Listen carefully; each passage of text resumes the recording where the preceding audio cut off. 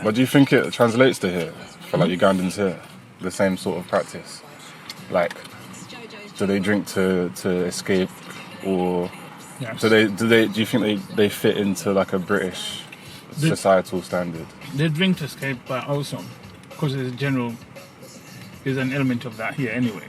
Yeah. A lot of people find the system here is too rigid and so regimented, and time people. Everything means people get so stressed out working, pay the bills, all this and the other, so much that they really need an escape, more so than even at home.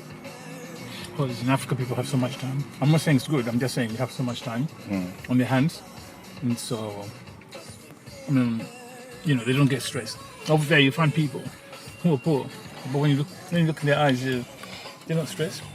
They don't look sad. They're poor. They have nothing, but their eyes are sort of. I don't know. That almost doesn't make sense. Whereas over here, you can see someone with money and all this, spare money, but they're not actually happy. They don't really genuinely not happy. You can see in their eyes they're like stressed. Always thinking about. I mean, you go on holiday and come back here and you just think about, oh God. People are genuinely not happy. I wouldn't say they're happy as a society, as people. Better standard of living, better everything. That's why people come here. Better security, better, what's the thing about living long? What's it called? Life expectancy. Life expectancy, obviously, much, much better. But I don't think people are happy. It's almost like a contradiction.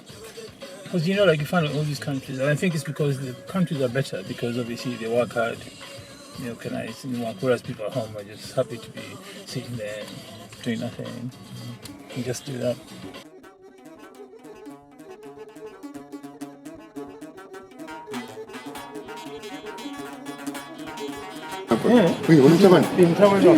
I know. Hello. How are you doing? I'm fine, thank you. How are you? I'm good, thank you.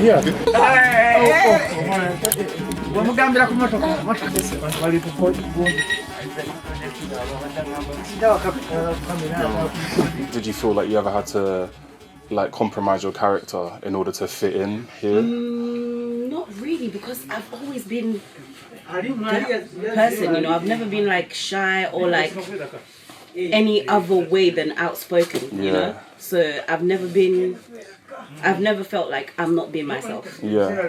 So you were like, this is me, I know who I am. Yeah, I'm not gonna exactly. Yeah.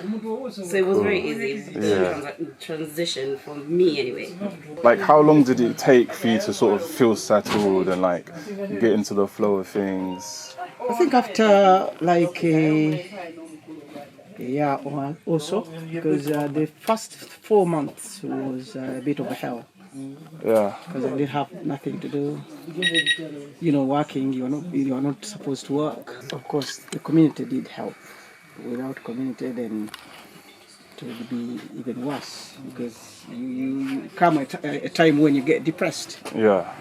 But the community lift you up. They advise you on what to do, how to get work, how to get into the system. The little things that you take for granted becomes very important. Just speaking our language. Yeah. If you don't have people who can speak the language, you understand the food, the culture. Once the community comes in, then you get all this support. Some organizations that help, say, refugees. Mm-hmm. So they advise you to go there where you start to get to know the language, study. So this is what then home is. Back home, Uganda is where home really is. Yeah, I would say. Yeah. Because I don't think I can retire here. Yeah. I would, because of the services around. Back home, you go out, it's shining. When people age, they go for bingos. We can't go to bingos. It's not our thing. We have burials, we go. Weddings, we go.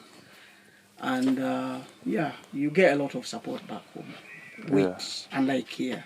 A lot of kids who are mixed race, they found it harder than anyone else, Yeah. you know, because at least if you're black, I'm black and I'm African. Yeah. Oh no, I'm going with the Africans, you know. If you're white and you know you're white, you would be with, because at that time when we were growing up, that was the sect. But when you're mixed, it's like, where do I go, Exactly. you know?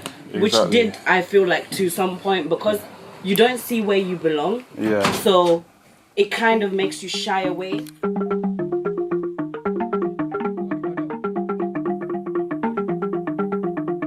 What is the first thing that comes to mind when you think of Uganda? Home, just home. Like I think it's just always been like you're here, but like that's where you're from. That's where like most of my family is. But it's interesting because obviously it's like not home actually in any real palpable way, because everything I know is here. All my friends are here, and like I'm more comfortable like living in this country. But yeah, I feel like I still view it as home though. Cool. And what is the first thing that comes to mind when you think of England or Cold, London? like cold, but also like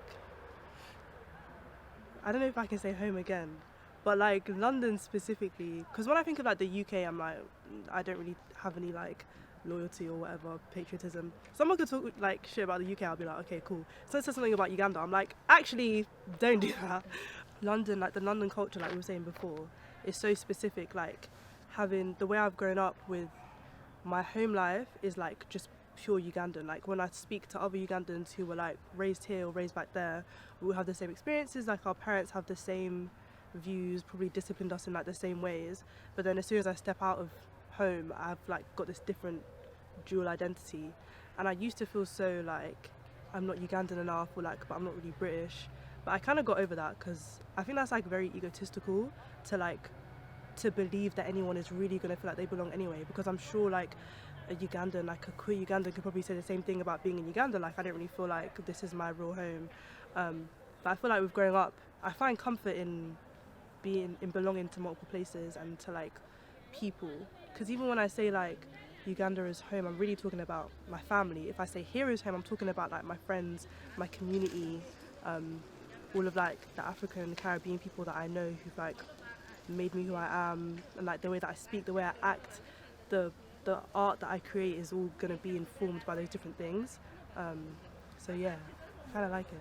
Okay, what is the first thing that comes to mind when you think of Uganda? And when I think of Uganda, I think of party culture. I mainly think of, because when I went back, especially like last time, I went through the whole boarding school experience and finally being able to make like friends my age, because growing up I would always only go back with like my family and hang around like, you know, my jaja, which is like translation to grandma, and like, you know, the aunties, the uncles, you know, the same cousins that are ridiculously older than me, and I'm just like 12 at the time. So when I went to boarding school, I finally experienced like meeting people my age and actually vibing with people that kind of get me and understand me, and they showed me like the party life, the party scene. And like especially growing up here, I never really had like, I wasn't really allowed to go out and stuff like that. I was kind of like stuck in home or studying. I didn't feel like I had like much of a childhood, so I got to experience it there, and their party culture is insane. So I think of party culture because it's fun. Uganda is vibes. Cool, thank you. And similarly, what comes to mind when you think of England or London? I would say stush. And I say this because growing up, especially in England, I feel like I've gone through like some of my lowest lows in this country. I've gone through some of my highest highs and like finding myself within this country. But I've also felt like there's such a platform where people are so like inner in this country, and there's not really much of like support platforms or support systems. I always try and like compare England to America in the sense of like Americans can support each other down, whereas I feel like people don't support each other much here. I'm lucky now that I have like a support system where we're all living ourselves up, but it's kind of like, it's hard to find. It's so rare to find. I only found this like within like the past year, and I feel so blessed to have such people like that. What is the first thing that comes to mind when you think of Uganda? I think of escape in terms of within being in the UK and being black. It's a very sad experience. Sometimes it can be very depressing. I pride myself on my blackness, and I pride myself on being around other black creatives, people, and I feel like sometimes a lot of harsh things have happened to me growing up, and a lot of, you know, racism, colorism, things that I didn't think I deserved when I was just 9 years old growing up, thinking that there was something wrong with me because I was dark. So I genuinely feel like Uganda to me was an escape from feeling different. I was bullied all the time for my forehead, which was insane because when I was in Uganda, people were like, well, it's not that big. And I'm like, thanks, because at least I have people there who look like me and talk like me and understand me. However, there's still a weird sense of distance being in Uganda because I'm also queer. And no one knows that, no one will understand that in Uganda. Some people will and just some people won't. And because a lot of Ugandan culture is built into what has been taught to them through colonialism, they're never really going to change because they're very set on their own goals. So I feel like as much as it's an escape as being a black person, it's very much damned to be there as a queer person.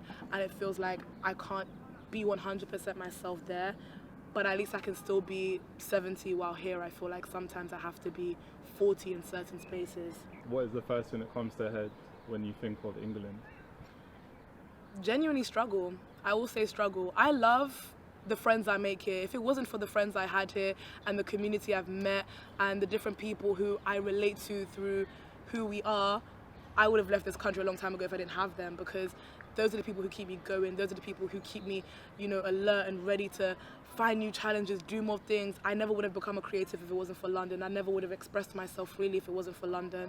And I do like it in that sense, but it's still a struggle because growing up, personally grew up in a sense of being poor and growing up around a lot of gang culture and growing up around family members who are gang members and having to work through all of that while also trying to live a normal life, because that was never going to be me and it never was me. So I never felt safe and I never felt like I could sleep at night happy with the decisions I make every single day. And it's changed now because the older I get and the more free I can be within myself and the more people I meet, it makes it a better place to live in. But if I can combine both worlds together, I think I'll live in a perfect earth. Wamma basebo musibi mutiyo bulungi era namwe basebo musibi bulungi ddala bulungi era ate nno bannyabo musibye mutyawo wamma mbalengedde mbabuuzabuuza sirina ttabu nze nange neeyagalira bannange mwebale kujja baziriyo gosibye otya nno mukalazi.